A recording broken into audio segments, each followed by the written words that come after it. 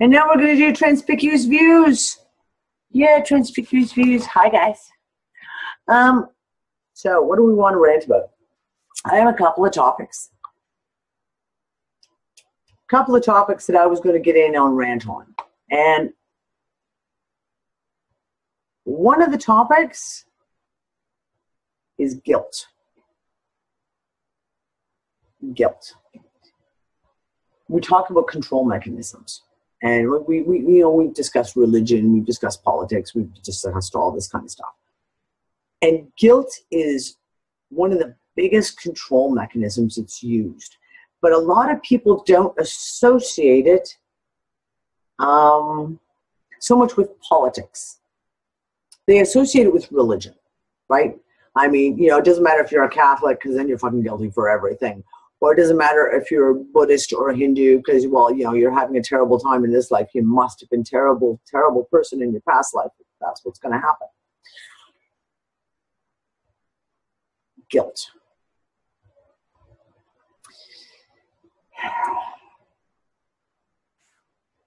You got to wonder. Here's one of the pieces. One of the big pieces. And it was an interesting article, and it started a conversation with Nick and I. And it's an article talking about global warming. Global warming, because, everyone believes that fucking bullshit. And the article is called The Largest Producers of Industrial Carbon Emissions. This is put out by the Union of Concerned Scientists for Science for a Healthy Planet and a Safer World. And it goes into the whole global warming, but we're just going to ignore that piece of it. What's interesting is, and this is where our conversation started from, is recently published research by Richard Heed of the Climate Accountability Institute documents nearly 2/3, or 63% of the industrial carbon pollution released into the atmosphere since 1854 can be directly traced to the carbon extracted from the earth by just 90 entities, corporations. 83 producers of coal, oil, natural gas, and 7 cement factories. So basically, since 1854, they can directly trace 2/3 of carbon emissions to 90 different companies. Topping the list of private and state-held companies are Chevron, ExxonMobil, Saudi Aramco, British Petroleum, Gazprom, Shell, National Iranian Oil. These 7 companies alone have produced 1/5 of all industrial carbon released into the atmosphere since the dawn of the Industrial Revolution. Okay. So, here we have it. Proof. Proof in numbers, right? Proof in numbers that we're not the problem. We're not the problem. Never have been the problem, but we're definitely not the problem on this one. And yet, we are continuously, and on all levels, right from public school, you see, kindergarten students, grade 1 students are being programmed with guilt. Oh, you got to watch your carbon footprint.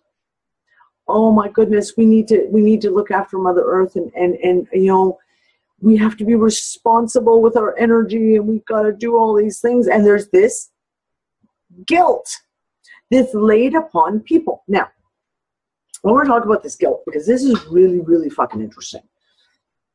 Because a lot of us, when we're aware, when you wake up to a lot of this shit, the global warming crap and climate change and CO2 levels and all the rest of it,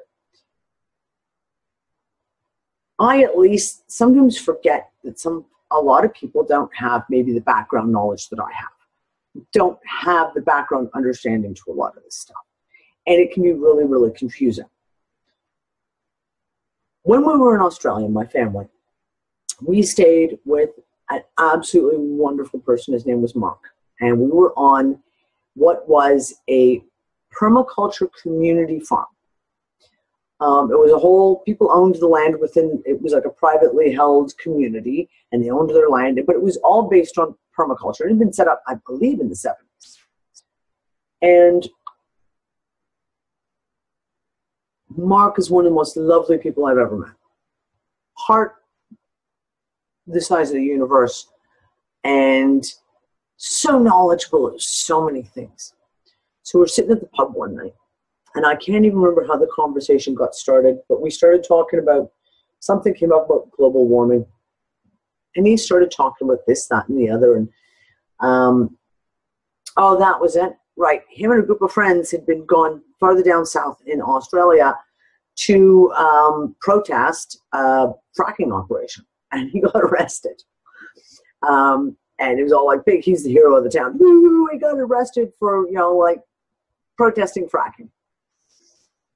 And we're having a conversation about this, and then we started talking about climate change. And I was like, well, but you know that it's all bullshit, right, Mark? Like the whole climate change, like everything that they're telling you is bullshit. And he was like, well, what do you mean? And it was like global warming. And I was like, global warming is a crock of shit. Climate change in general, is the climate changing? Oh yeah, the climate's fucking changing. We all know, we can all see, God knows how many conversations we've had on this topic. We all know the climate around the world is changing. But man-made climate change, i.e. this whole excuse of CO2 levels and this carbon footprint and all of this, it's all bullshit. And he was like, you're going to have to explain, because I don't know this shit. And we had this long conversation. And we went through the whole gamut of everything. I said to him about recycling. And I was like, you do understand that recycling is one of the worst things you can do. Plastic and paper recycling are absolutely the worst things you can do. Never ever buy recycled paper or plastics. Never ever recycle paper or plastics. And he was devastated. Like he was just like, because he has spent decades working on recycling initiatives, working on like putting massive amounts of his personal time and effort. I mean, like, this guy's an activist through and through. Massive amounts of time. Educate the people that you have to recycle. You have to do this. We've got to collect the paper, and we've got to make sure it's recycled, and only responsibly buy recycled paper. And he was just shocked. And it was like, no, I said, hon, I'm sorry to break it to you, but recycling is absolutely horrific for the planet. It is way worse than fucking the oil industry. It actually is way worse. Recycled paper is way worse than fracking or the oil industry. And he was mortified. He was mortified because he literally had this moment where all of a sudden he was like, I feel like I've just spent years of my life doing everything I can to reduce my carbon footprint, to the point of composting toilets. His house works on solar. He is almost 95% off grid. Like, this man has reduced his carbon footprint to that much. I mean, literally that much. And what he gives back to nature more than overcomes that. And yet he was devastated. Devastated. Because he felt like it was all a lie. Like, and here he'd spent all this time and effort trying to do so things that he honestly felt were the best things he could do for his community, only to find out that it was all fucking bullshit. The guilt. The guilt. The guilt every time he'd get into his truck. He had to drive a pickup truck because he was in construction. He got to have some way of hauling tools. Every time he had to start his truck, he would feel guilty about the carbon footprint that he was leaving behind because he dared to use a truck. This guilt. And it's used to control the masses in sometimes the most subtle ways. And we look at the guilt, like I say, from a perspective of religion all the time.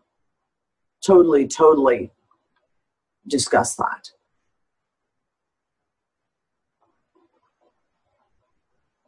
But do we see it in our daily life? CO2, complete bullshit. And as I joke about all the time, when Etna blew up last July, in 24 hours, Etna had put more CO2 into the atmosphere in 24 hours than the entire population of the world had put into the atmosphere in a year. And yet we are made to feel guilty. Guilty. Because you have a car. Because you put your air conditioning on. Oh my God, you put your air conditioning on. What a waste. You've wasted water because you watered your lawn, or you got your kids a little swimming pool, and you're made to feel guilty because you are the problem. Humanity is the problem all the time. It's always the little guy. It's always the little guy. It's always us, individual people. Make the individual people feel guilty. Well, of course, we all know the corporations get off scot-free. I mean, the whole carbon credit thing is ludicrous. Absolutely ludicrous. Now, I have had connections within very, very high up government connections down in the Caribbean and a couple of Caribbean islands. And they joke. I mean, in all seriousness, joke about the fact of like this whole carbon credits and what countries and how they have to reduce their emissions and all the rest of it. And it's all a crock of shit because countries that don't have very high emissions sell all their carbon credits to the big producers. And then the big producers produce their carbon credits and go, yeah, we can get away with this. No one has actually reduced any carbon's emissions. No CO2 emissions have been reduced at all by the big boys. Not even a tiny speck. Yet we, as the public, as the individual, are made to feel guilty for it. So the conversation that Nick and I had was really, really interesting because we looked at the guilt aspect. And then we looked at the personal responsibility, because of course, I always talk about personal responsibility of it. It's very interesting. So if you look at, now they talk about industrial. Now they're talking solely industrial. The CO2 levels put out by the industrial, 63% oil, gas, etc. Now, within that, you've also got another aspect of it, and what you talk about, for example, your Walmarts. Walmart is one of the biggest carbon gluttons, if you will, in the world. Because you're not just talking about products. You're not talking about just the extraction. So, for example, every plastic thing is made from oil. It's extracted from the earth. It's refined. It's then made into a toy, a shovel, a piece of garden hose, some furniture, plastic bags that you take care of your shit home with. You also have the transportation of those. So then you got transport companies. So you got massive companies that ship stuff all the way back and forth across the world. These are all pieces of the puzzle. But when you look at the manufacturing aspect, or let's say even take it farther, say when you look at the retail aspect of it, let's go back in time. In the 60s, if you bought a toaster, if you were given a toaster when you were getting married, as a wedding gift or a shower gift, that toaster was expected to last you. Like you fully expected that toaster to last. When you bought a car, you expected that car was gonna last. When you bought anything, there was an expectation. Have you bought pots and pans? My mother still has pots and pans that she was given on her wedding. Still to this day. My parents have been married 52 years this year.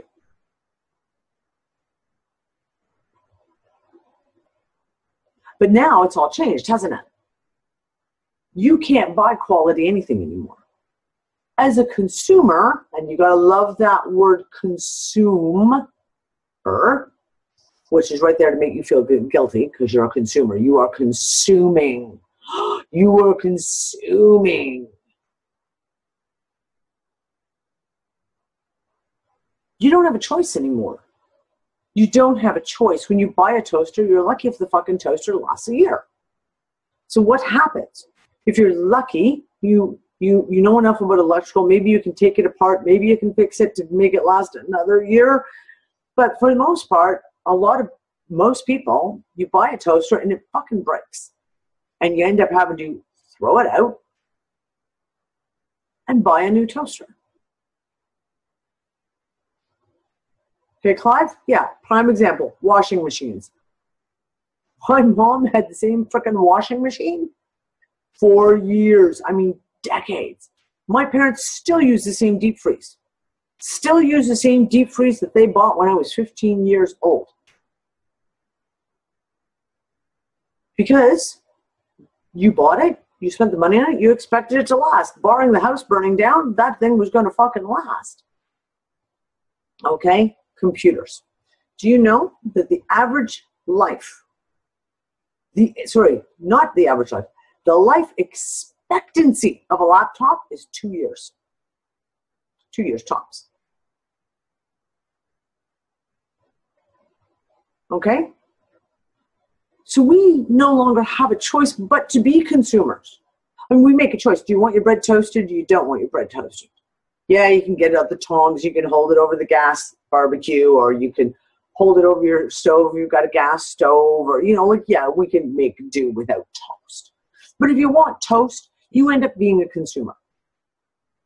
With me, hair clippers. I can't tell you how many fucking sets of hair clippers I have gone through in the last 5 years. I've actually lost count.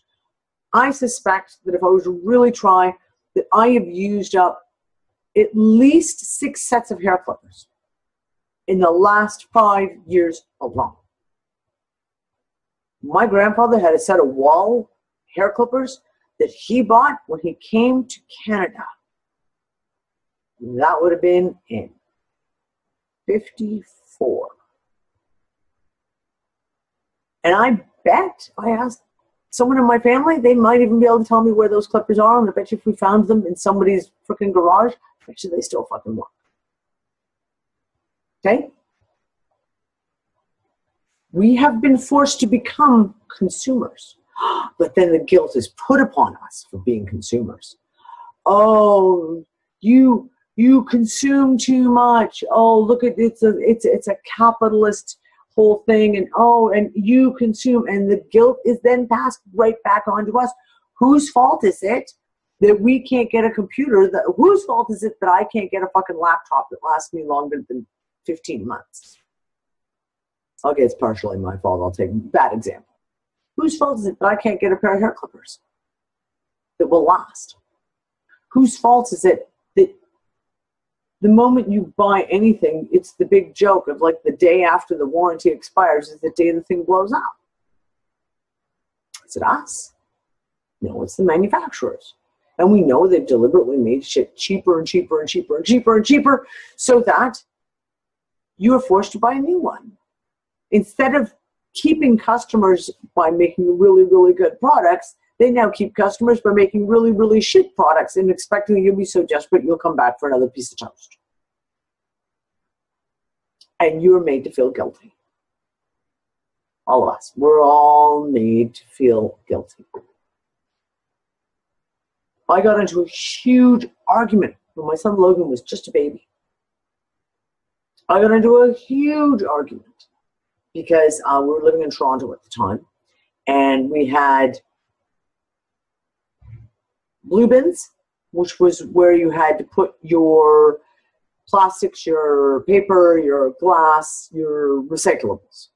You had green bins, which is where you had to put all your composting food. And you were only allowed to put out one bag of X many weight, I can't even remember what the weight was, a week of garbage. And it was like you were allowed like this bag, and everything else had to go through recycles. And I got into a huge fight with one of the local council people. And they were going, oh, it's so good, we've got the green bins now. I was like, no, it's not. Do you have any freaking idea? So the city of Toronto has no freaking clue how to compost all this shit. They're taking in hundreds of tons of compostables a week. It's not physically possible to compost that much. Not physically possible. It's actually dangerous. And there will be fires. And there are going to be epic disasters. And there's going to be, oh, what else is there going to be? Well, it's either going to be rats and fleas, because the composting, they can't possibly cover it over fast enough, or it's going to have to be sprayed with toxic chemicals, in which case, what's the use of making compost? Because you just sprayed it with toxic chemicals. And this woman was furious that I would dare question that recycling was bad. My dad was in the green industry for 20 years, green energy industry. And he got sent to speak to what is, and you guys down in the States, you'll know, it's the organization, it's very shishi, that does for like wildlife protection, bird protection, but it's like the really snooty club. I can't remember what it's called now. It's going to drive me freaking nuts. Anyways, he was invited to come down and speak to them about a proposal to do this old greenery, and there's all this recycling stuff.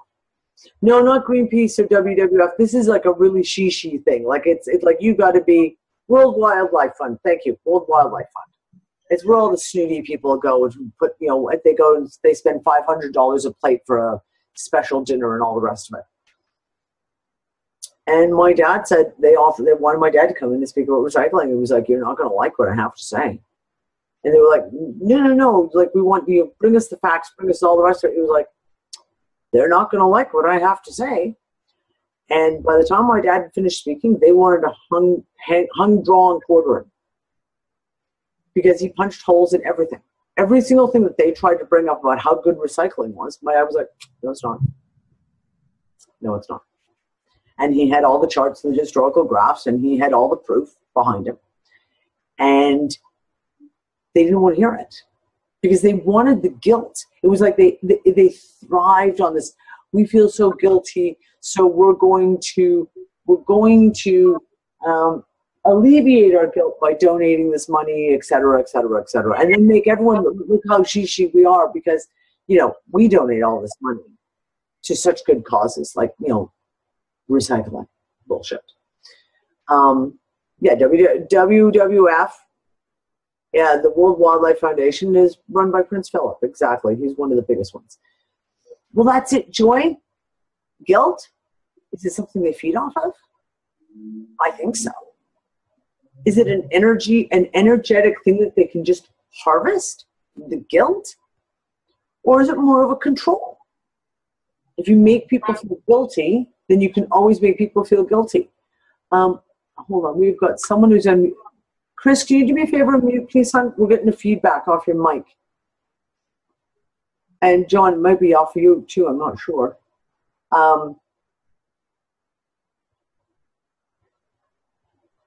No, my mic's muted elsewhere.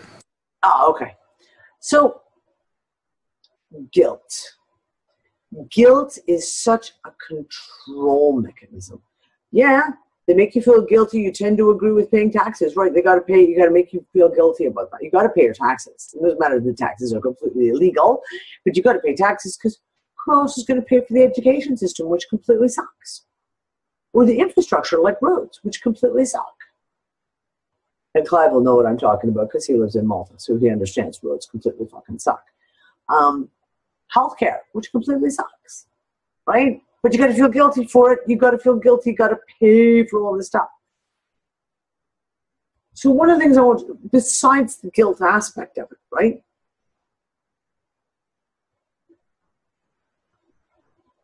First of all, how do we change that?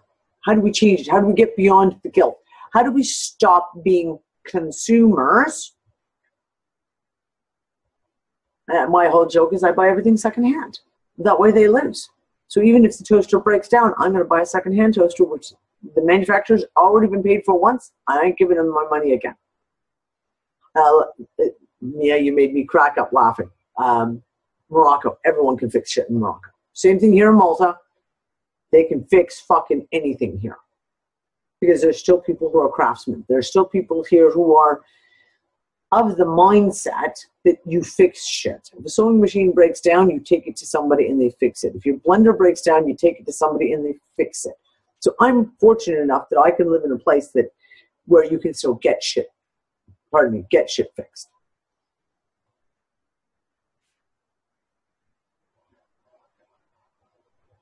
But we can, things like buying things secondhand. I buy most of my clothes secondhand. 90% of my clothes are secondhand. That's also because I can't stand the fashions right now are god-awful, ugly. Who really wants to live the 80s again? And the fabrics are disgusting. We buy old things. I go buy and I buy old shit. If I can find an old blender from the 60s, I'm like, yes, a real blender. This one will work. Fucking buy it. Easy, easy, easy peasy. Now that's really, really interesting though. Someone just said about Gail. Peter, white guilt, male guilt, wealth guilt. Okay? Do they not? They're faded. That's another part of the guilt thing. Trying to make society, you're supposed to feel guilty if you are white. Feel guilty if you're a man. Feel guilty if you are not a visible minority. Everyone, you've got to be forced to feel guilty for all this shit that you didn't do. Just like fucking CO2 levels and fucking carbon footprints. You didn't do that either. It's a continuous thing of feel guilty about nothing that you did. Nothing that you did. Now here's the whole thing.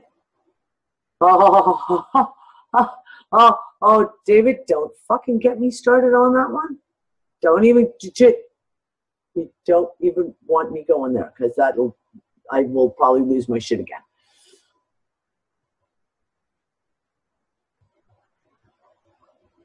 Be guilty. Feel guilty for everything.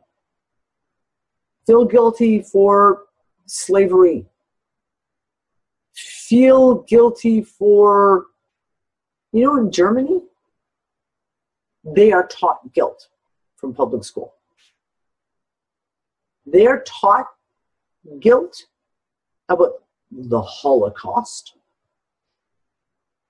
that is so rammed down their throats, it is unbelievable. My eldest son did most of his secondary kind of education in Germany. And we sat down and had a conversation about what they teach in Germany. He's like, oh my God. He says, it's all about the guilt. They have basically created generations of perpetually guilty people in Germany. They are perpetually guilty. It's like the word I'm sorry is the first words that come out of their mouth when they're born. They're taught to say, I'm so sorry. I'm sorry. I'm sorry. I'm sorry. They didn't do it. None of Gabriel's friends had anything to do with World War II. Hell, none of Gabriel's friends' parents had anything to do with World War II. So, why are they made to feel guilty for something they didn't even do? It's perpetual. Perpetual. But Chris, therein is the interesting thing, because we talked about manipulation, right? Last show we were talking about manipulation, the guilt trip. How many people manipulate through the guilt trip? Right? A shitload. The guilt trip. I'm telling you, fucking insane. So yeah, I'm going to stop ranting for right now. That was my big one that I wanted to talk about tonight, because the guilt stuff is a really big piece of programming that when you actually look at it, it's massively huge, because basically it comes down to basically how they treat you and everything. Guilty for using too much water. You should feel guilty if you spend any money on anything as a consumer. You should feel guilty if you buy something from somewhere. I mean, I can remember having this one woman trying to make me feel guilty because I had to go in and buy my kids sneakers, and I went to Walmart. Back when I had the 3 little ones, when they were just before Kale was born, and we were bust-ass broke. And when my kids needed shoes, the only place I could afford to buy them was Walmart. And I got busted down by some woman saying, you shouldn't be going into that box store. You should be buying from local mom and pop shops. I'm like, great, the local mom and pop shops are charging $45 and $50 a pair for little kids' running shoes. So if the local mom and pop shops get some running shoes in that I can afford, I would be happy to go buy them there, because I fully support local businesses. But until that point, I'm going to have to go to Walmart because it's the only place I can afford to get running shoes for my kids. Guilt. Guilt. Be guilty about everything. I'm telling you. And the more you look at it, the more you begin to realize how much guilt is put upon you. And by you, I mean us as individual people. How much guilt has played a role in our life and the decisions that we make. And if you really look at it, how much of that guilt is actually yours? I mean, really, truly, actually your guilt that you should feel guilty for.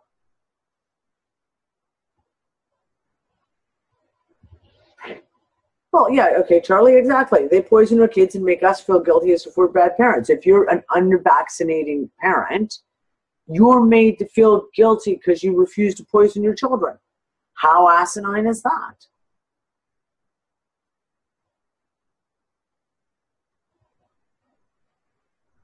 It's crazy. If you homeschool, same thing. You should feel guilty because you're homeschooling your children. They're not getting a proper education. How dare you? I come across that one all the fucking time. It drives me completely fucking nuts. Okay, so throw open the floor, guys. Let's discuss this. I had my rant. I've said my rant for the moment. You know, for this moment. You know, I'll rant about something else in 30 seconds, no doubt. Your cheapo flip-flops? Listen, I don't have them sitting here right now. The only pair of shoes I own at the moment, because Quinlan just destroyed her flip-flops, so my cheap-ass little, and everyone from Europe will know what I mean when I say little, it's like a department store, grocery store type chain, massive one. I bought a €5 pair of flip-flops in April. And I've been wearing that pair, and Quinlan broke her flip-flops, so she stole mine. And I'm back to wearing a pair of Birkenstocks that were given to me by a lovely lady who came to visit us in Morocco in 2014. And I'm still wearing them, and they're the only shoes I have.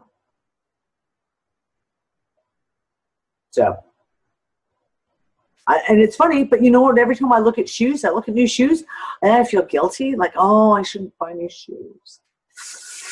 Yet, you know, and they're even knockoff Birkenstocks, David. They're not even real ones. They're like knockoff Birkenstocks. So, yeah, you're made to feel guilty. I feel guilty if I'm thinking about things like, oh, I should go buy myself a pair of shoes. It would be so nice to have just one nice pair of shoes. Oh, but then I feel guilty.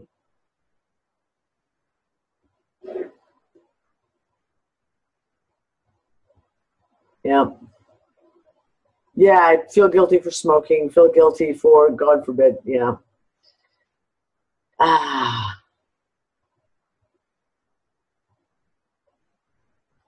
So guys, anyone want to jump in and say their piece? Anyone want to add to this? Earl, I can see you've got your hand up. Yeah, so it's funny how you talk about like things being produced, like electronics and that, and like now they only have like a certain time frame for them because my mini T-ball unit, like from my someone unmuted. Is it Earl? Is it yours microphone? I am no, it's already dealt with. Okay, thanks, hon. So my mini T-ball just died over like the past 2 days on me. You know, and so Cogeco's gonna be sending me a new one. Now, mind you, we just got Cogeco cable a year ago, roughly. Yeah. So when we went back to Cogeco because we were with Bell, then we moved back to Cogeco and they all suck. Costs and all that, right? So now I need to get this T-ball box replaced. And oh yeah, here's something stupid. So they tell my mother, right? They ask my mom, "Oh, how do you have it plugged in?" My mom's like, "Well, we have it plugged in by through a power bar, you know." They're like, the person online goes, "Oh," on the phone goes, "Oh, don't plug it into the power bar. Plug it into what?" And I'm like to myself, wait a minute, it shouldn't freaking matter, like, if it's plugged into the wall or plugged into the power bar. I mean, wouldn't you want me to have it on a power bar so if there's a power surge from a thunderstorm to protect the electronic, you know? Like, they make up rules that just make no fucking sense. And yeah, when we were with Cogeco, we went through one of those fucking boxes every year. They would just fucking break. Broken again, another, and they'd be like, "Oh, we'll send you a new one." Like, yeah, you're darn right you will. For the whole 3 shows we watched a week.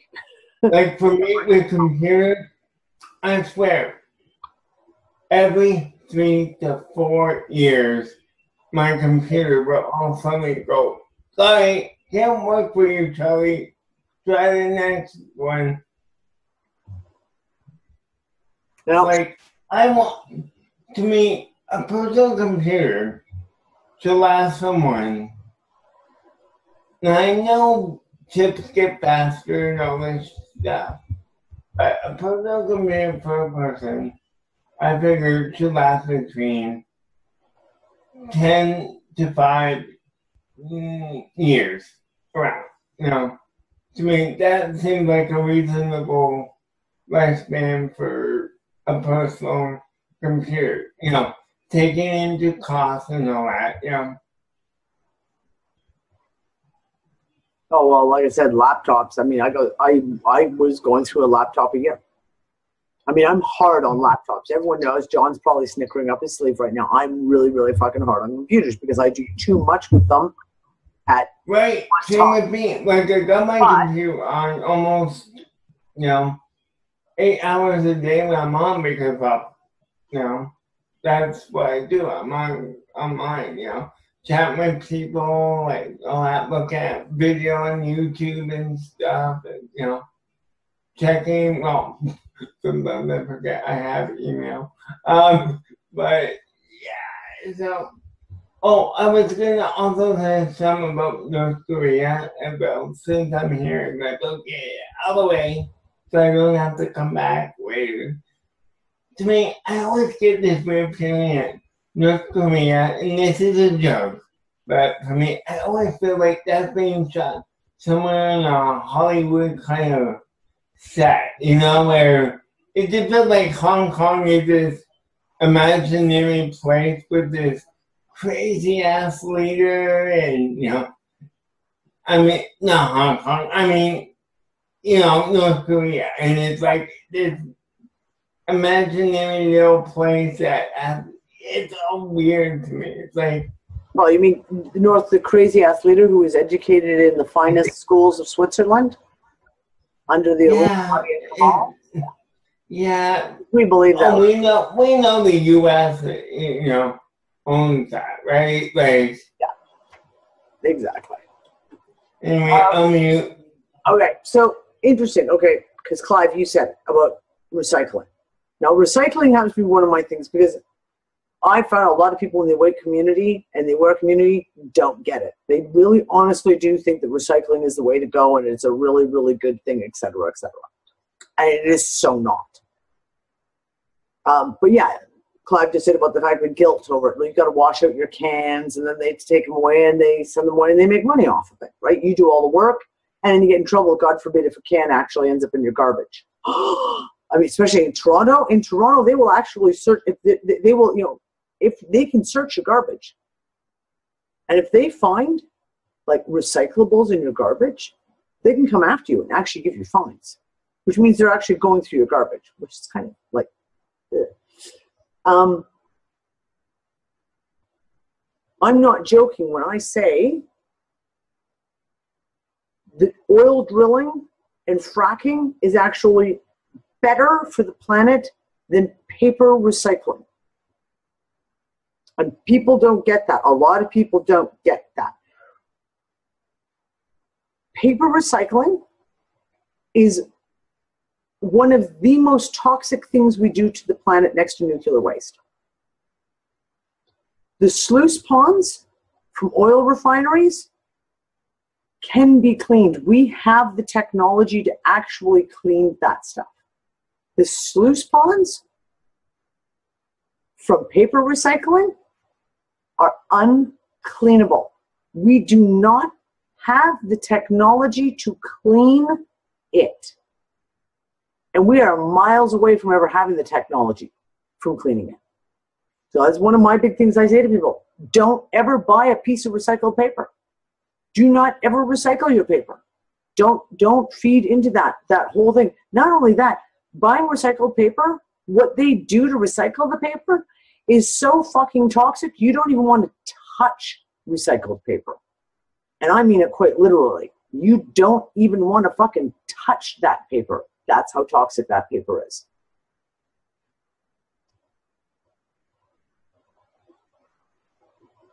Plastics. Do you know that 90% of plastics go right into the dump anyways? So they institute all these recycle programs and they charge you for it in your taxes, like in your land taxes, at least in Canada and the States, I know you are. And I'm pretty sure in the council tax in England, you're charged for the recycling. They charge you for it. It's still, most of it goes into the landfill. Because there's only certain types of plastic that can be recycled. Colored plastic can't be recycled. So every colored plastic bottle, jug, jar, anything, can't be recycled. And it's really funny because I had a conversation. I walked into a shop and they had Coke, like a Coke in a glass bottle. And I was like, oh, I'll have me one of them.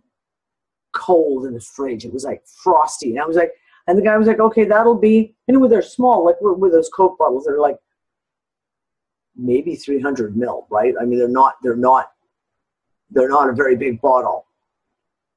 And it was twice the price of a plastic bottle of Coke. And I said to the guy, that's freaking ludicrous. He goes, well, it's glass. I'm like, yeah, but the glass bottles can be recycled. They have been for fucking years. How many of you remember the milkman delivering your fucking milk in the morning in glass bottles? And you put the empties out on the stoop, and they took the empties away, and they went through sanitation, and they were sterilized, and then they were fucking reused. Okay? They don't ever, what was the last time you saw something in glass bottles? Colored glass bottles can't be recycled, or they can be very easily, but they don't. They get chucked. Which is, I always say, don't ever buy anything that's in a colored glass bottle. Right? These are the things that people don't know about. They don't comprehend it. That these things that we are made to feel so guilty over are so horrific for society, so horrific for the environment and for our own human health.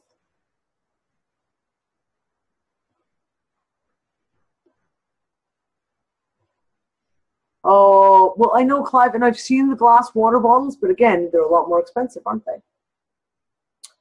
It's a lot more expensive, which is a big problem. I've complained about it for years. Why can't I have my milk in a frickin' glass bottle? I don't want my milk in a carton. I don't want my milk in a plastic bag. I want my milk in glass. I want my water in glass. Yeah, now that's a little different. Okay, so wine bottles are a little bit different because most wine, at least in smaller countries, and by smaller I am talking about like Portugal, Malta, places like this, a lot of those wine bottles are collected separately and they're sent to central bottle places where they are still properly cleaned, sterilized, and are sent back out to wineries, etc. That's one of the few things where the wine bottles are actually, and beer bottles as well. The beer bottles get sterilized and they get reused. Okay?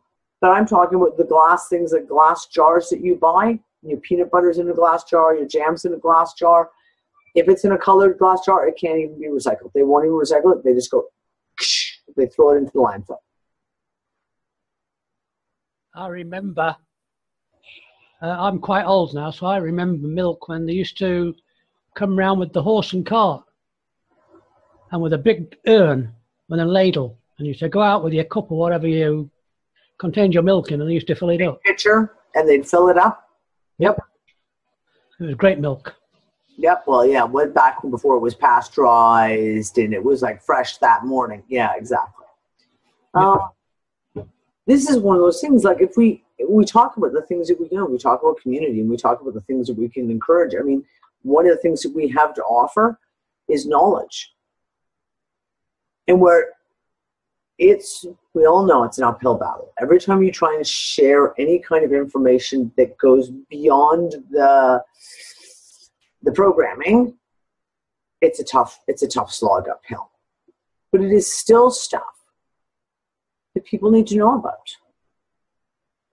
Right? Yeah, poison plastic. Don't ever buy anything that's in recycled plastic. Same thing. Holy crap balls. You never. Now, most countries in the world, and I'm not sure about the US. Most of Europe, I know Canada, recycled plastic cannot be used for anything to do with food because it's fucking toxic. It can be used things for like oil drums and things like that, but it can never be used into anything like that, like food based. But I'm not sure about the States. In the States, they might still be able to do that. I don't know.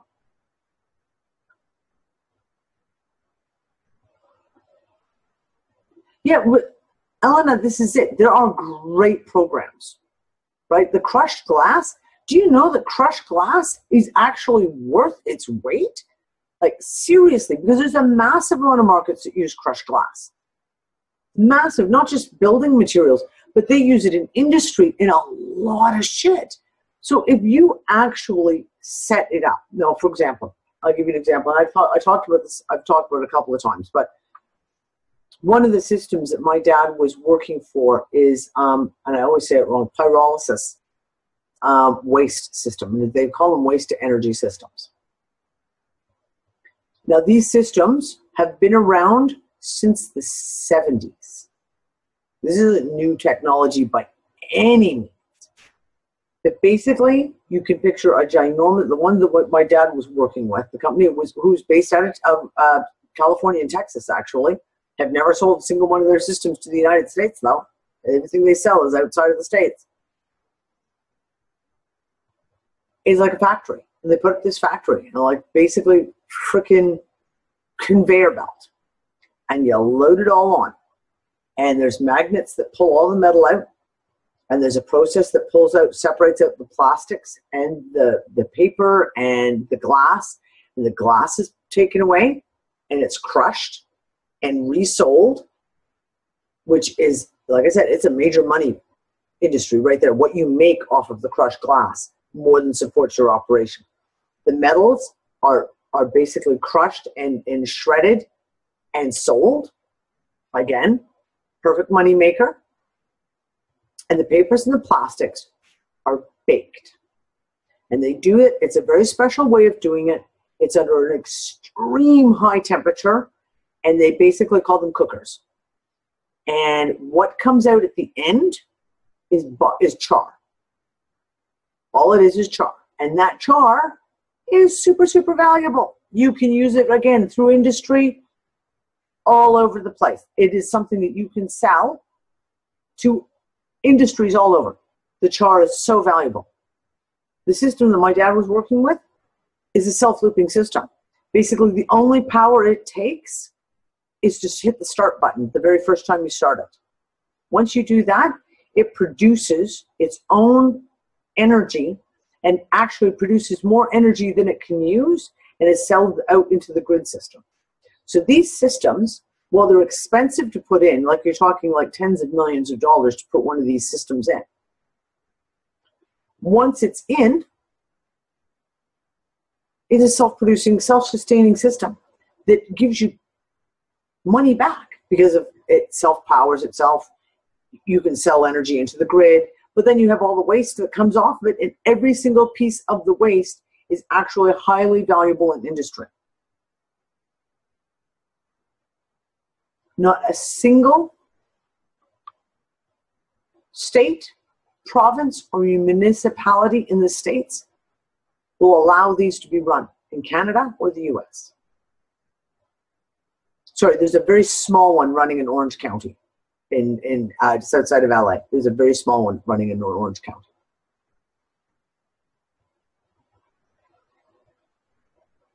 In the Caribbean, there's not one running.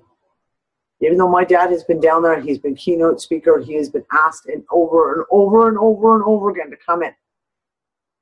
Not one.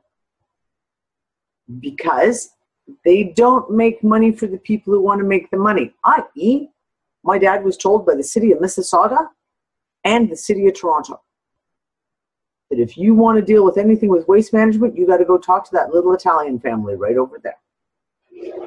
I shit you not. It is fully controlled by the mafia in North America. And if you want to get anything done that's in that industry, you got to go talk to the families.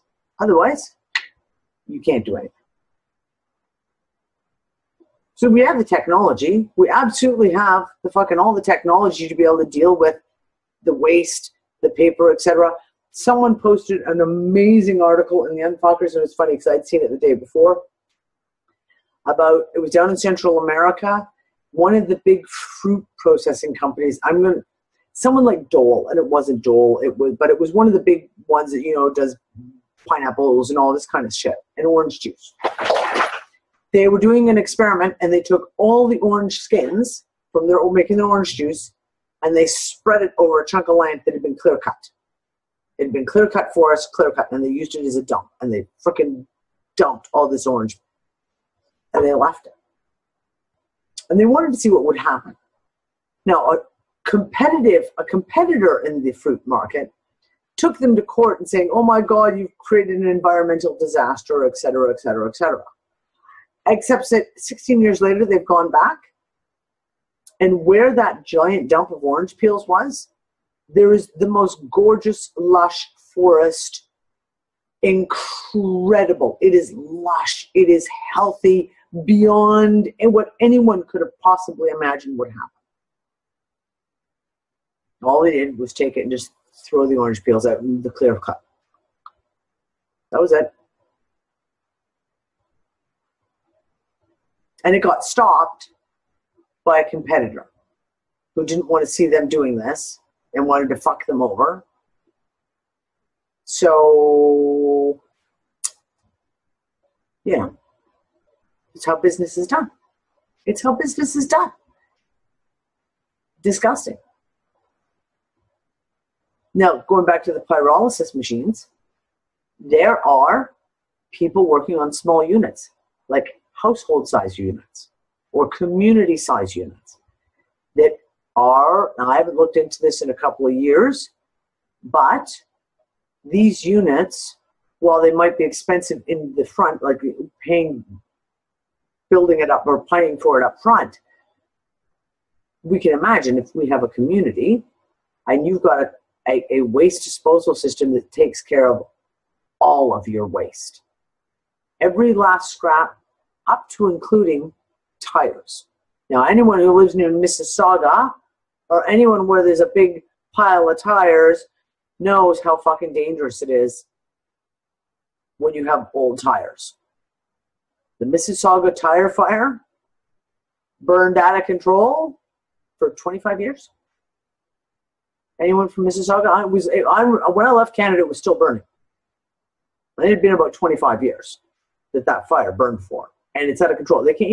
Once the tires start burning, you can't do anything with them. So yeah, we have the technology to be able to actually fix some of this shit.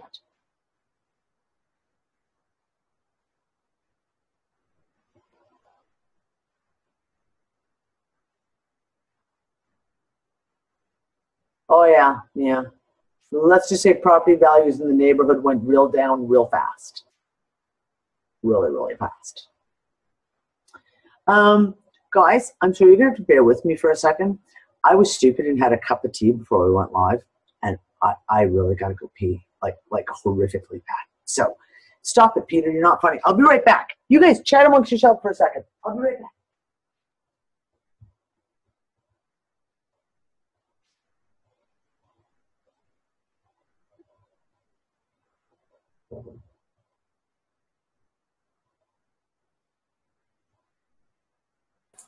Well, I think I'm funny. I know I'm funny too. I mean, yeah. Sometimes when you gotta go, you just gotta go. I'm just funny looking, you know.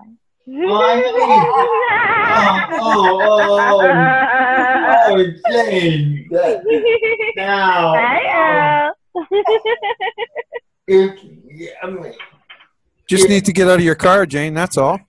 Cats away, cats away. You're trouble. You are trouble. All of you. I heard that. Troublemakers. And Earl started it. Go sit in the naughty corner, Earl. Oh, no, I didn't start it. No. It was Peter. Was it Peter? Okay, Peter, you're in the naughty corner. Go find the naughty corner. Go sit there and look ashamed.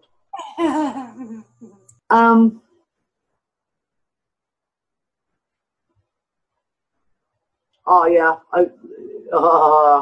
Clive, yeah, don't even go there. The Shara dump is just up the hill from us. And if the wind blows just the right way, you'll go, oh, they're burning the dump. Although I have to admit, since we've moved back to Gozo, I've only smelled it once. Ah, but do you get a stink rebate? Not that I've ever seen. Now we get one every year. I had €36 a couple of months back. Knocked off my electric bill. €36, a whole whopping €36. Yeah, but the whole bill was only 186. So it went bad. Wow. Oh, but Chris, listen, the shit that they do on this stuff. Yeah, so Chris is saying, where his mom grew up, they built an entire housing estate on top of a landfill site. And the refuse cooked underneath it. That's what happens to landfill. It cooks. It's called friction. You pile enough shit on top, it causes friction down below. Now, the same thing, what people don't understand, same thing happens to compost heaps. So any of the localities that do this way, Clive, when they were out the green bins here in Gozo and Malta last year, I was like, oh my God, are you freaking kidding me? Where the hell are they going to put this compost pile? Where are they going to put the compost pile? Because you've got to spread it out, and it has to be done just right. You can't make giant heaps of freaking compost and let it go because it catches on fire. I don't care how wet it is. It catches on fire. Same thing with landfill stuff. That's why you see them. Have you ever watched a video of landfill sites and they have bulldozers running 24 hours a day, pushing shit around, and you'll always see smoke. you'll see smoke in the background, little wisps of smoke rising up. It's because the shit catches on fire.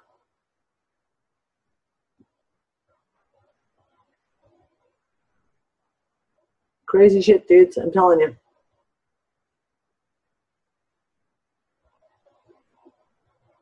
Huh.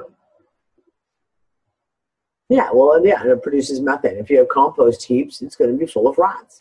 It's going to be full of those kinds of things, and there's nothing you can do about it other than spray chemicals, which is then just awesome because then you have all those chemicals in your air. David, darling, I see your hand is up. Oh, yeah, yeah. Can you hear me? Yes, sweetie. Okay, perfect. Okay, so couple things. Milk.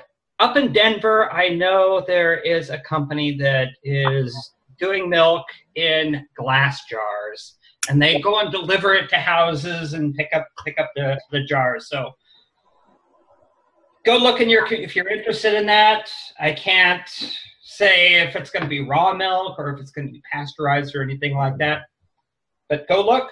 They are out there. Okay, so the guilt thing.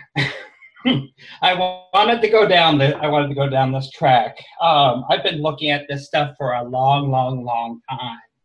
And the whole guilt thing and the trauma thing and all of that stuff works on the same programming.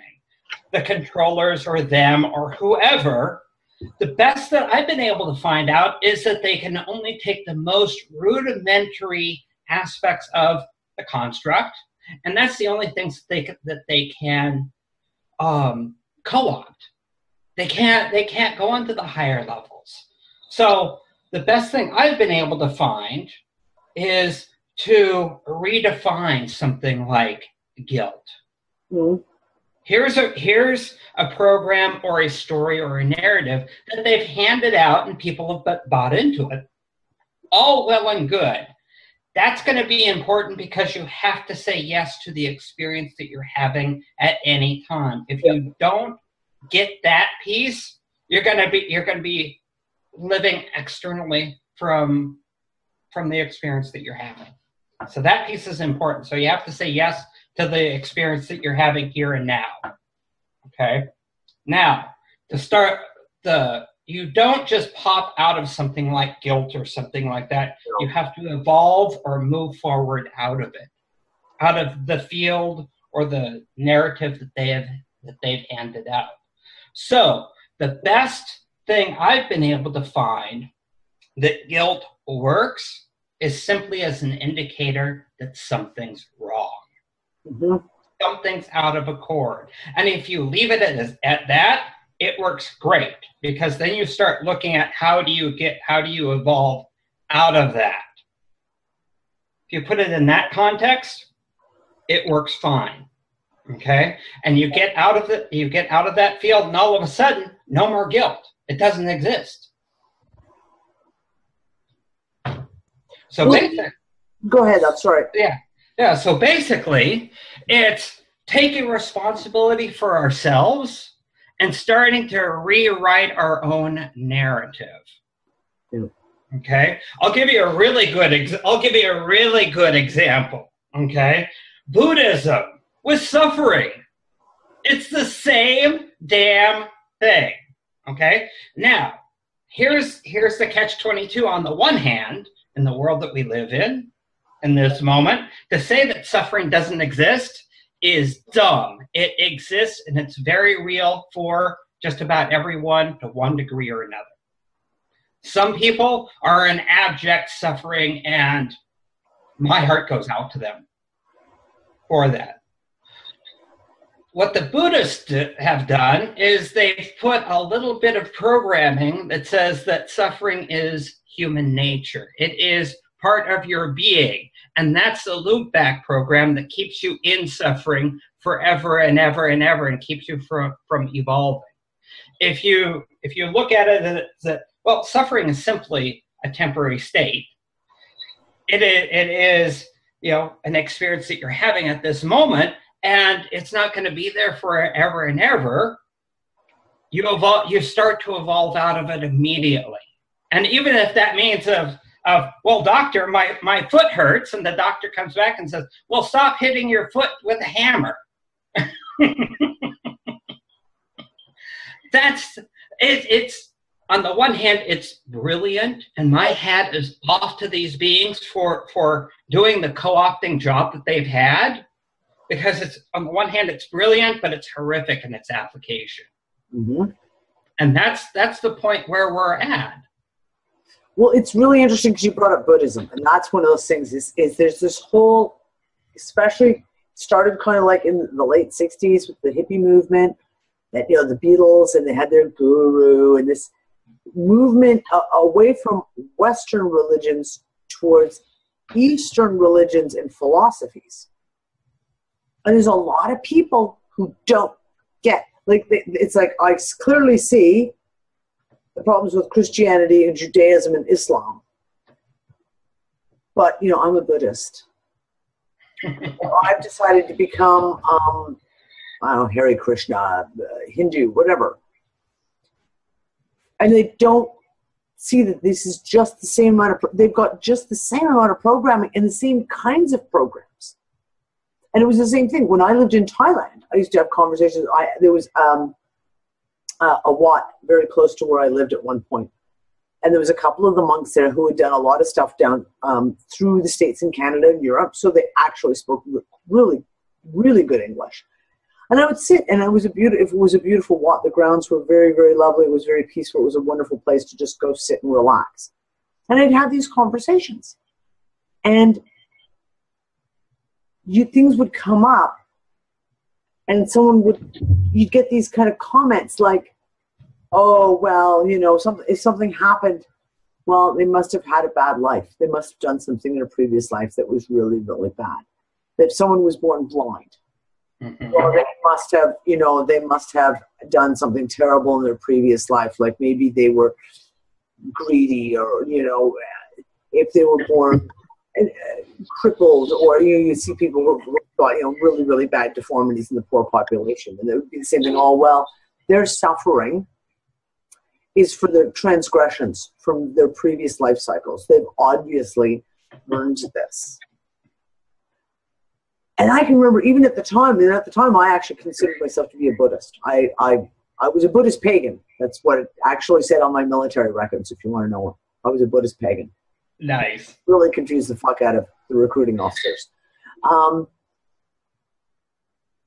At the time, I remember thinking, yeah, you know what, I think I'll just push that one aside because that really, really didn't gel with me. And the whole karma thing is just another piece of that program, of the suffering program. It's your fault. You're in this miserable place, and you have this miserable life, and you should feel guilty for it because obviously you were a terrible person. I'm so glad you brought that up. Mm-hmm. Oh, Danny. That's so great. Yep. What a joke, right? It's all religions. And I'm sorry, I've not yet found one that does not work on some level in the exact same way. Yeah, it's all basically the same program. It's like, you know, I do karma yoga, and basically every single yoga, and from what I understand, there's like 6 of them. Every single yoga has a paradox that's built into it. Okay? Like, let's take bhakti yoga, for instance. Devotion. They do lots of singing. Amazing going to the kirtans to listen. And the energy is beautiful and all like this. However, if you're totally devoted to, how can you be totally devoted to something when you're personally involved in the experience? That's they don't teach, they don't pass on the other half to that. You know? It's like, here I am doing karma yoga, being of service, maybe to myself, maybe to, you know, the guy that I rent from or someone else. And yet I'm getting something out of it. It may not be monetary, but I'm getting huge amount, and it may not be direct, but I'm getting huge amounts of energy from all of that, even if that means that it's helping me to reset my emotions and becoming, you know, balanced you know, at that time. This is the co-opting stuff that's going on. Religion, the thing that was removed from religion, as I've found for myself, was there was an evolution that was removed from it. Religion, if you look at it in terms of evolution, it has its place. It's basically like 95 classes in college. It's like, well, here's a script. Here's some models that have done some things that you can play off of. And that's great beginning stuff, but it's not where you're supposed to stay. Yeah. That's my opinion about religion. I'll make my disclaimers then.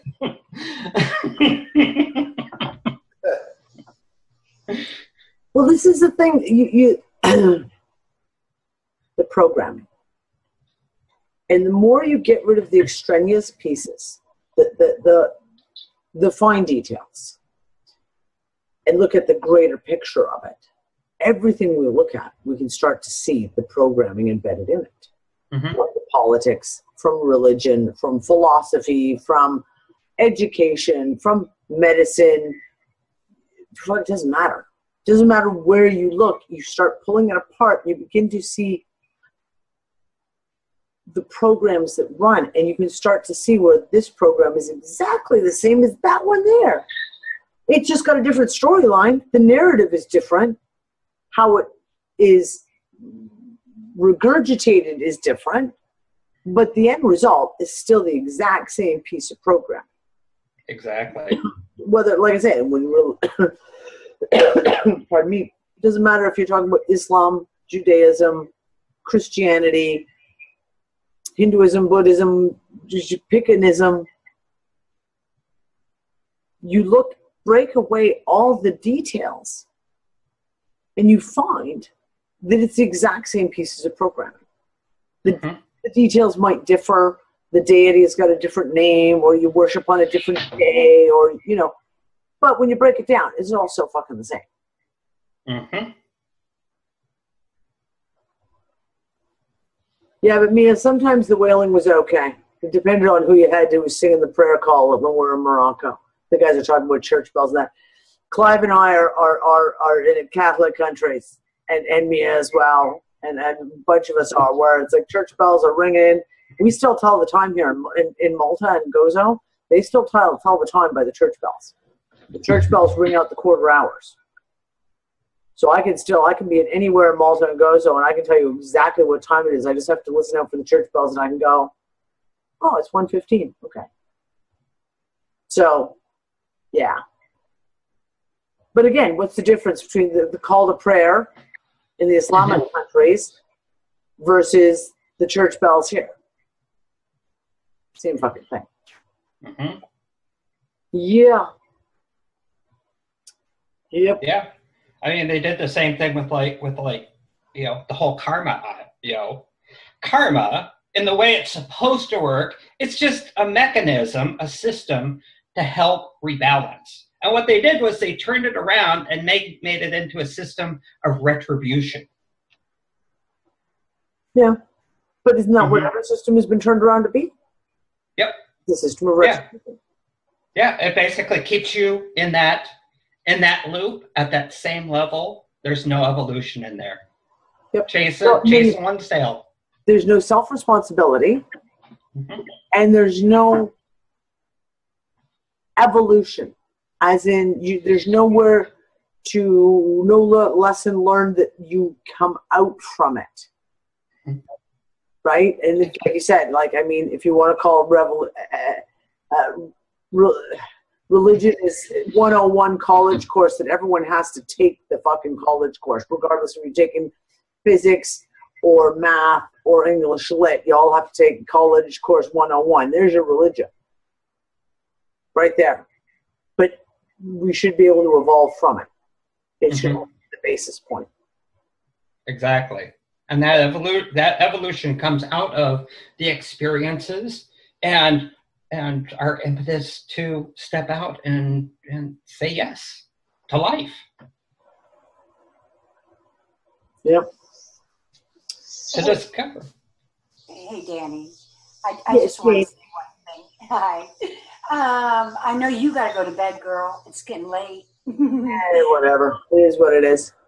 But I just wanted to, going back to the guilt thing, I think that we all have that inner knowing that is inside of us. We don't need any of the programs to give us direction. When that system inside of us is running correctly, you know what I mean? Just that human part of us, and we know if we just stick to that, rather than, because when things come at us that you stop and you're like, oh fuck, my family's gonna hate me because I don't want to do, what they're all getting ready to go do, or whatever it may be. It might be a thing, in politics that, you refuse to be a part of, or whatever it might be. But we all have that scale inside of us that is fully capable of weighing properly.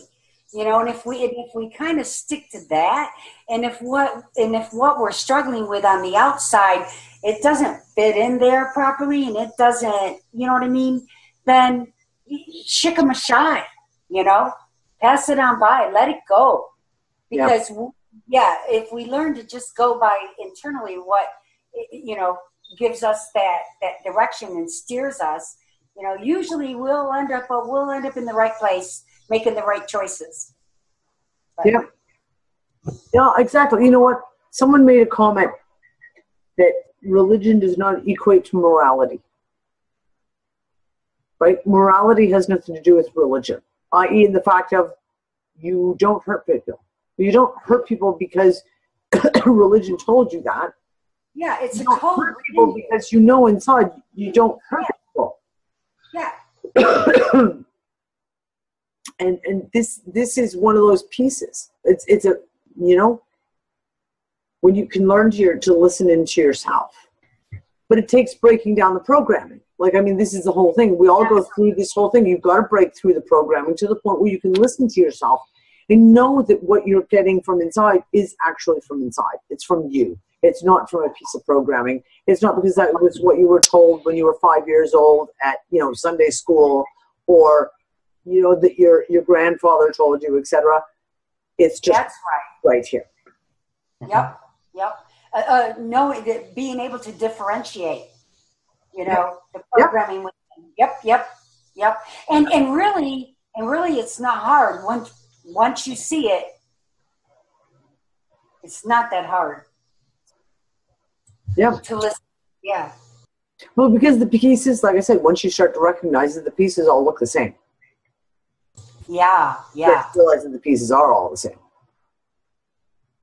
And a lot of people, including myself, as you grow, there's a lot of pieces that are going to be put right there on the table in front of your face, and you're not going to like what you see, but hey, you got to deal with it and grow and move beyond it. But you got to look at it, and see it for what it is. Yeah. Yep. Absolutely. Okay, Nat, you've got your hand up, hon. Do you want to add something? Yeah, I was just, can you hear me? Yes, love. Okay, I don't believe in religion, but obviously the people say there's no past life shit, it's not karma, it's not, but there has to be something. To me, I don't believe in religion. I don't believe, I know that we've all been programmed, etc., but somewhere along the line, like for me, I have guilt that I allowed myself to be programmed, that I lost that connection with my true self. Not from a religious point of view, not from the point of view of I believe I did something terribly in a previous life and I'm paying for it in this life, or, and I know there's all kind of interference and, but still somewhere along the line, I must have allowed something that I shouldn't have allowed to be in the state that I'm in now. I must have. But to poke a hole is, you don't know that though. You don't know that you chose. You don't know. And this is one of our big questions. All these conversations that we have, all of them, all come back to, we don't know. We have no idea why we're here, how we got here, who we are, how it all played out. Our entire history that we're told is pretty much open to completely being tossed out the window.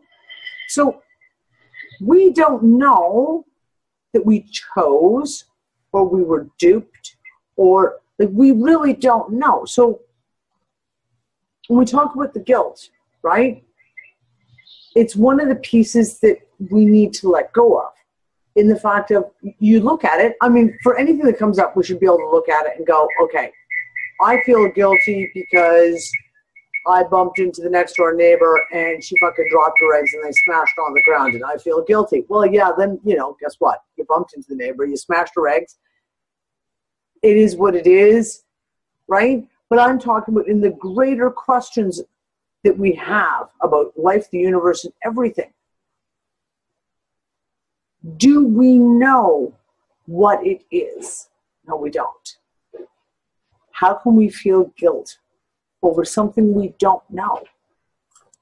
Even if it comes down to the whole end of all this shit, and that we find out that we fucking chose to do something, or we signed a soul contract, or why fucking any one of these pieces that we've discussed over the years.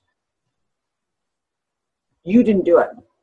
I didn't do it, because I'm me right now. I'm not me from there, or before, or past, or some other dimension. I'm me, myself, here right now. And I don't accept the guilt of something that may or may not have happened on some other realm of reality, of some other life cycle, of some other, because this me has no memory of it. I don't need to feel guilty for it. I get that. Maybe because I just, everyone's always saying you have to take responsibility for yourself. You have to heal it. Everyone said you have to heal it. But what if you don't know how? If you don't know how, you don't even know what it is you're trying to heal. Then that's the journey. And define, this is a really tough one. I'll try and say this.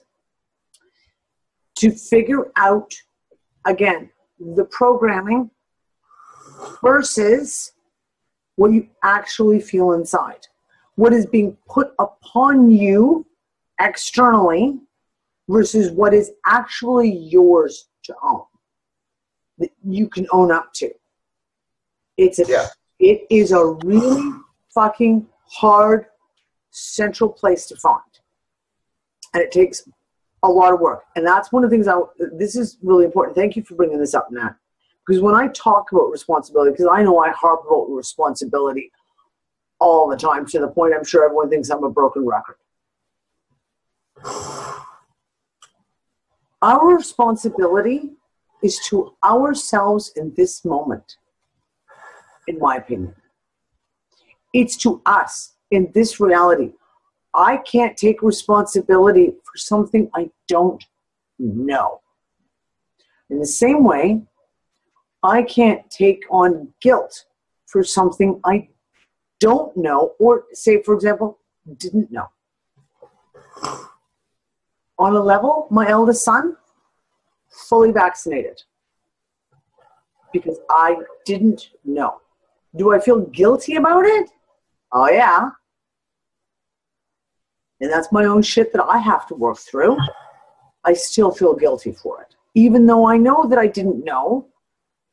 And I rake myself over the coals quite often about, well, why weren't you smarter? Why didn't you do the fucking research? You should have been able to have known better. You should have known better. How did you not know better? Why didn't you listen to your inside self? Why didn't you listen to your heart? And I didn't. Okay, I didn't know. So I can continuously rake myself over the coals for something I didn't know, or I can move beyond it. Now, like I said, it still bothers me to this day. And shit comes up, issues that he has, that I can look back and go, fuck, that could very well be from the vaccines. But I can't cripple myself. Because when it comes down to the very end of the day, I didn't know. I didn't know.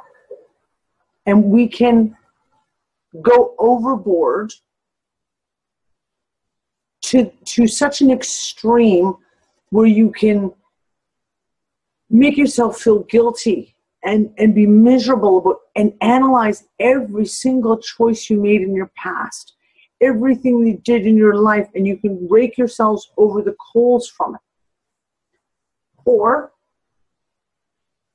you can look at it from a neutral point and say, okay, I did this. I made that choice. And I really fucked up. But I didn't know. At that point in my life, I just didn't know. Do I do better now? Yes, I do. Because now I fucking know, and I'll never make that mistake again. But there's a fine line. And we have to learn to balance it, because the guilt can weigh us down. The guilt can be overwhelming. We can sit in a place where you can be crippled from moving forward because you can't move beyond your own guilt. And that's the place where you have to come to a place inside and say, okay, yeah, how long am I going to beat myself up over this? Or do I let it go?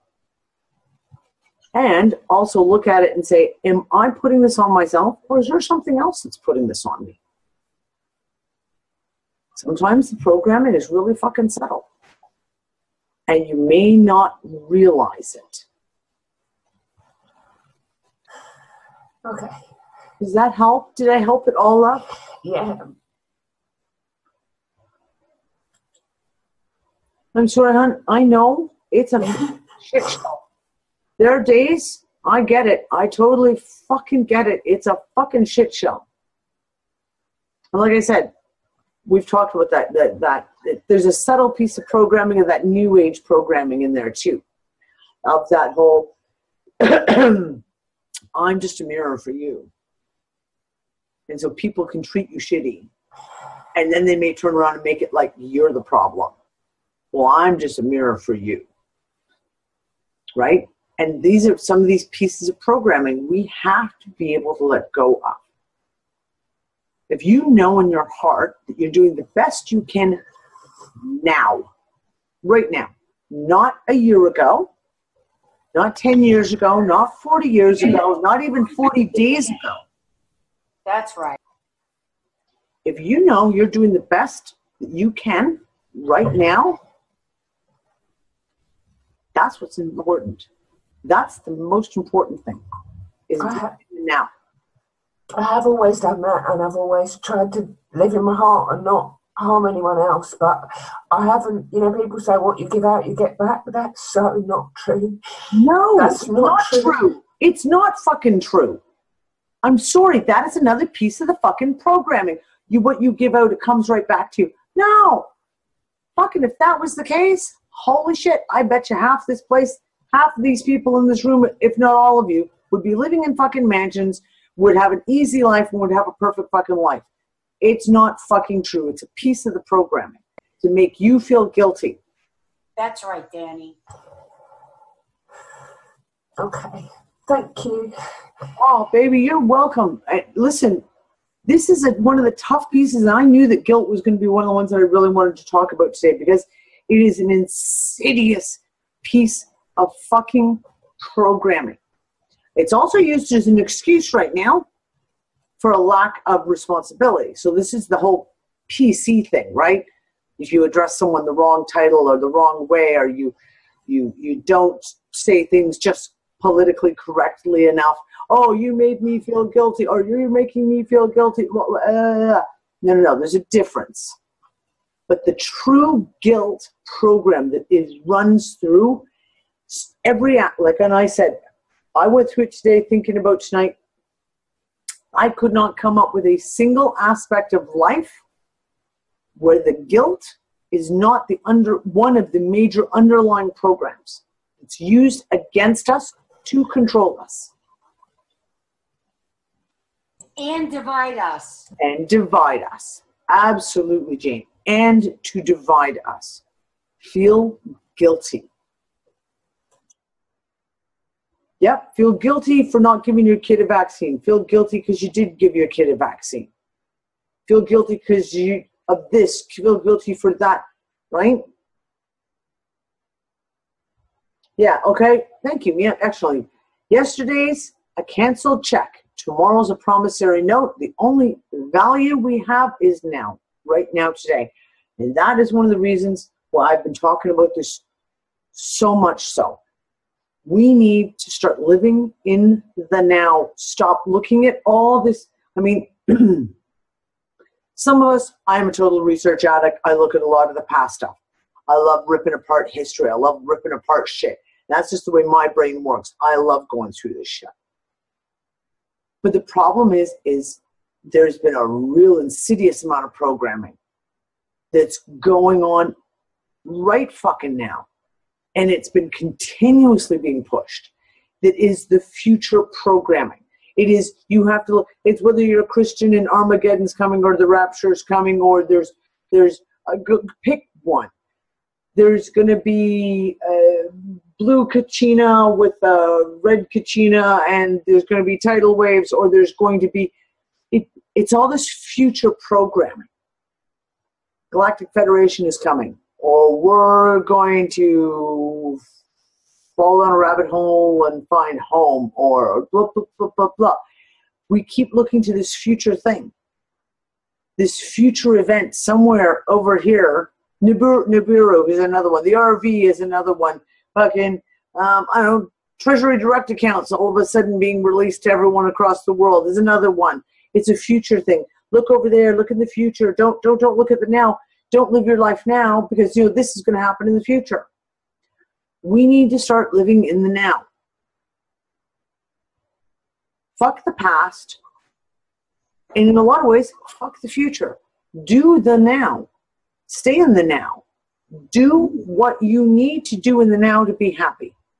Look after your now. I got to ask you a question, darling. Yeah. Right here.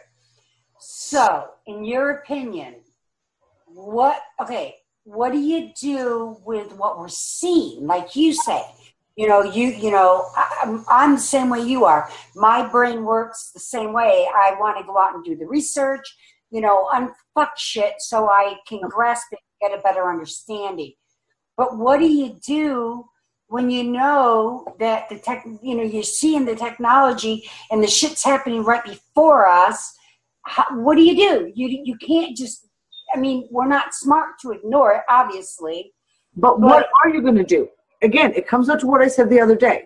Was it Wednesday? Whatever. Recently before. Can you change it? Right, but is it happening? Is it happening?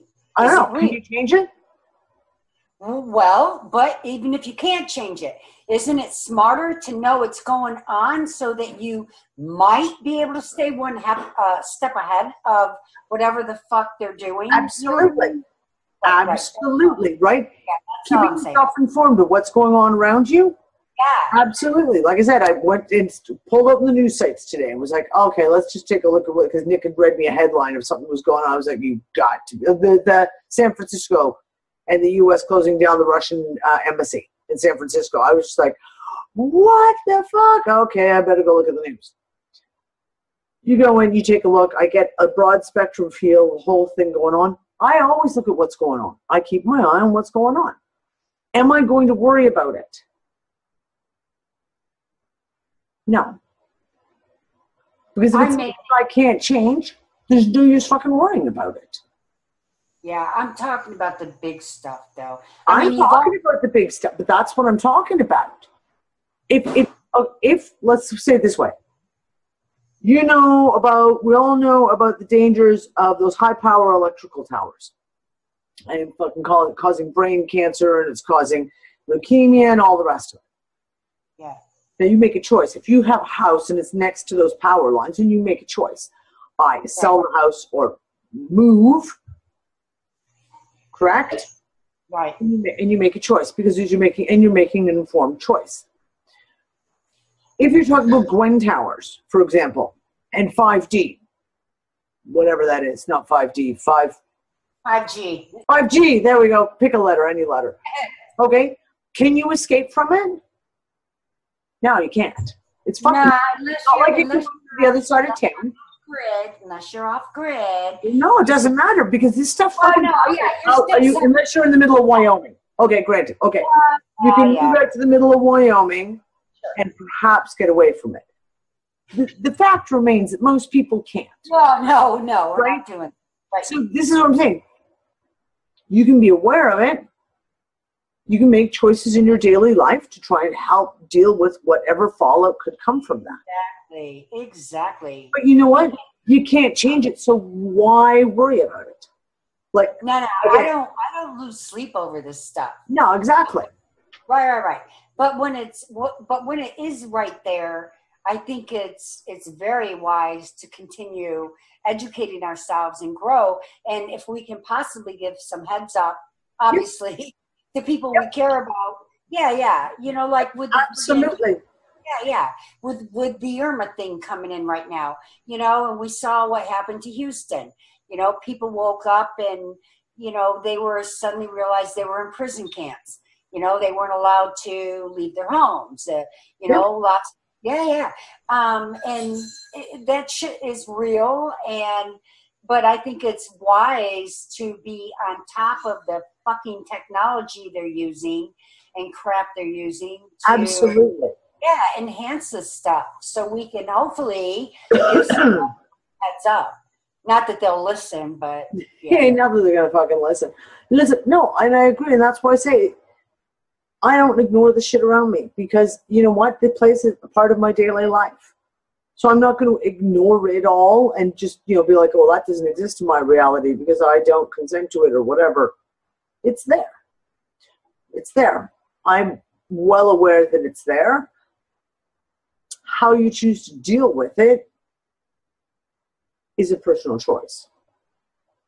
People get really, really upset and really freaked out. Now, if you were in the path of Hurricane Harvey, you had every right to be fucking worried and be concerned because you know what? This is your house, your property, your neighbors, your animals, your family, right? So you take steps and you do what you have to do to make yourself safe and to look after yourself. And there's only so much you can do, though. Same thing again. There's only so much you can do. You can't stop the storm. You don't have the ability. I mean, you could sandbag your entire property 20 foot high, I guess. But, I mean, but they show us. They show us what they're doing. It's absolutely. But it doesn't matter. If you have a house that was in the path of Hurricane Harvey, you're going to lose it. Yeah, exactly. There's nothing you can do. If Irma decides to sweep across and hit North Carolina, you have to deal with it. Just the same with Bangladesh and India. Fucking Asia is fucking meters and meters underwater right now. It's the same thing. I know, but these bastards need to be called out. And that's the choice of the person. Yeah. And that's where it's like everybody's got their own thing that they're going to focus on. Right? Everyone, like I said, go sign the fucking petition against George Soros if that's what floats your boat. Yeah. Well, as you know. Whatever. Yeah. But again, it's about being in the now. Make your choices now, but make your choices responsibly because you've chosen. You haven't had this pushed upon you. You haven't been programmed into making this choice. Make a responsible choice because it's the choice that you make because that's what resonates with you in this now. Resonates with me to get all up in the face of my senator because he's a fucking asshole and I know that he's involved in this, then fucking go on. Go after him. Fucking rip him a new asshole. Been there and done all that. Yeah. Exactly. But you do what is important in that moment now. And you do it because that's what is important to you. That's what you feel that you need to do.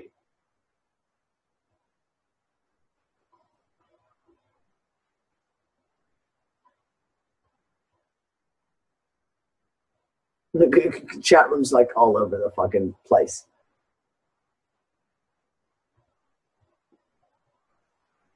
Buy a big ass submersible pump. Yeah, yeah. It's the biggest shop vac ever made.